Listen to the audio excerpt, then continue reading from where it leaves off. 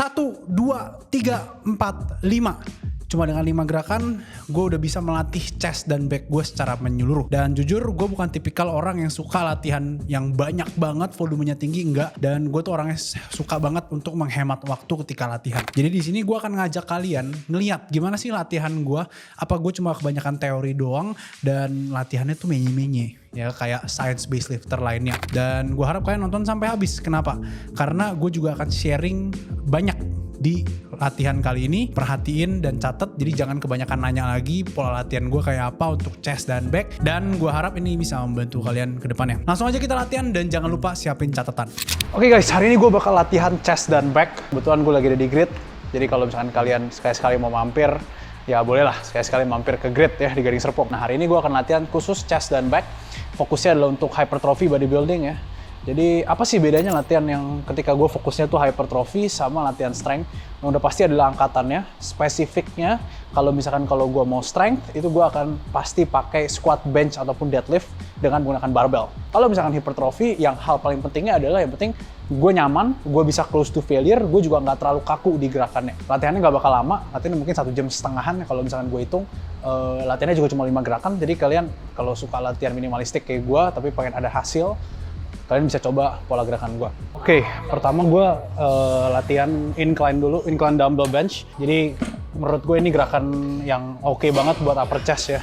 Basic aja. Untuk kursi gue setting mungkin di ketinggian 30 derajat kali ya. Jadi untuk beberapa dari kalian mungkin suka yang lebih tinggi sampai 45 derajat juga oke kok.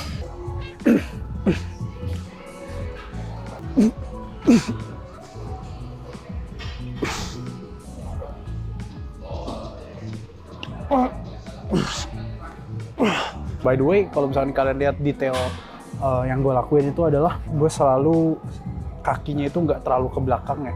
Jadi ketika misalkan gue lagi bench, kaki yang terlalu ke belakang kadang bikin arch-nya tuh semakin tinggi dan malah kram. Nah, kalau misalkan emang tujuan kalian cuma untuk hypertrophy, menurut gue arching itu nggak terlalu perlu ya. Yang penting selama shoulder kalian bisa untuk retract dan protract, it's fine.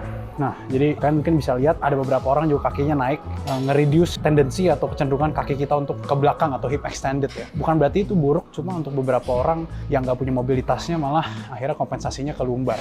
Ada satu hal yang kalian juga mungkin sering lihat, yaitu adalah flaring elbow itu sebenarnya boleh atau enggak sih? Boleh. Dan beberapa orang dengan struktur misalkan yang gue sebut white ISA ya, gue nggak bakal jelasin di sini, itu akan lebih diuntungkan dengan elbow yang lebih flare atau keluar karena posisinya lebih internal rotate. Jadi buat gue yang white akan lebih nyaman kalau misalkan gue flare elbow-nya ketimbang mungkin kalian yang narrow akan lebih nyaman dengan elbow yang lebih tuck.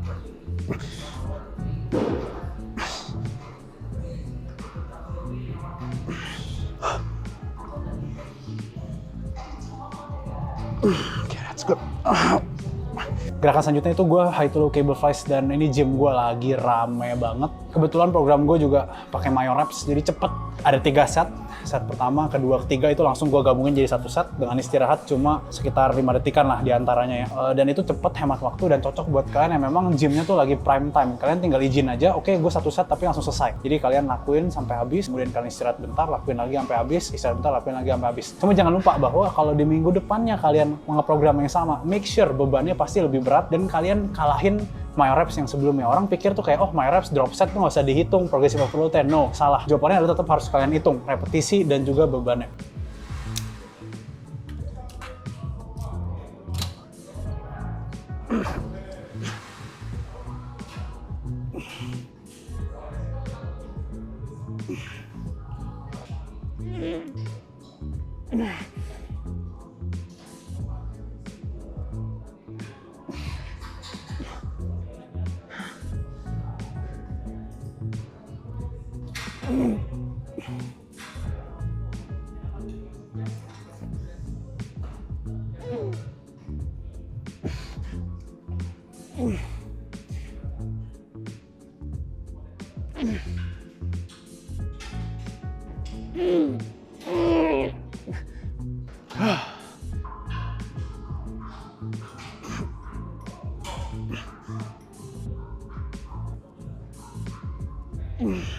Oke, sebenarnya salah satu hal poin penting juga kalau misalnya kalian latihan back.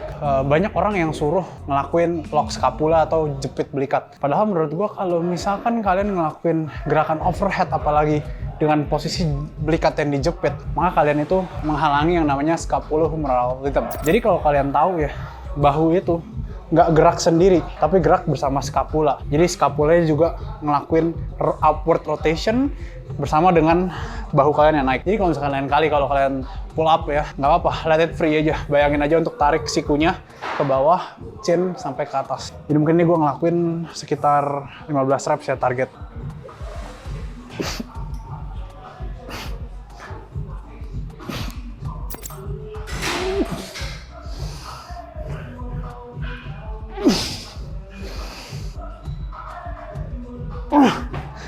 Oke, ini ramai banget, gue nggak sempet dapetin footage pull up lainnya, tapi gue ngelakuin sekitar 5 set ya pull up. Ini udah ngepam banget sampai dari awal mungkin gue kuat 15, terus turun, itu udah fail, rear 0. Untuk back gue memang lebih sering rear 0 ya, karena kayak recovery cukup cepat ketimbang misalkan leg atau chest, gue tuh jarang sampai rear bener 0. Kalau arms juga sering rear 0, ya itu tergantung kalian aja. Sebenarnya rear itu selama mendekati failure atau failure itu oke, kalian tinggal progressin bebannya aja sama repetisinya. Jadi nggak ribet sih ya latihan untuk hipertrofi. Gue bingung kenapa orang bikin ribet-ribet gitu.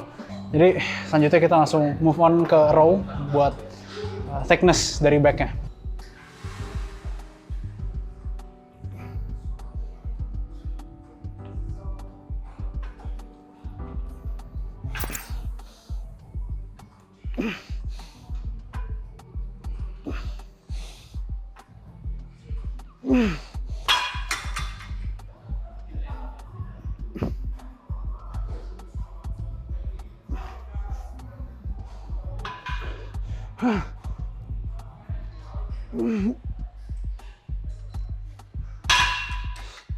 Oke, gerakan terakhir struck row sekalian buat traps juga, karena weak point gue salah satunya traps ya. Jadi mau gue bring up dengan pakai gerakan yang directly train traps. Sebenarnya simple, kalian tinggal setting aja dari bawah, terus kalian struck sambil row, jadi sikunya juga ditarik.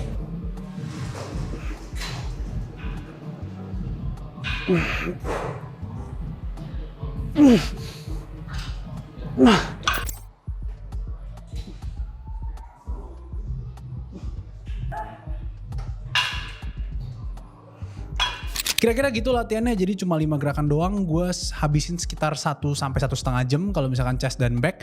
Kebetulan hari ini lagi rame banget, jadi kalian mungkin bisa lihat gue cukup buru-buru dan shotnya cukup seadanya.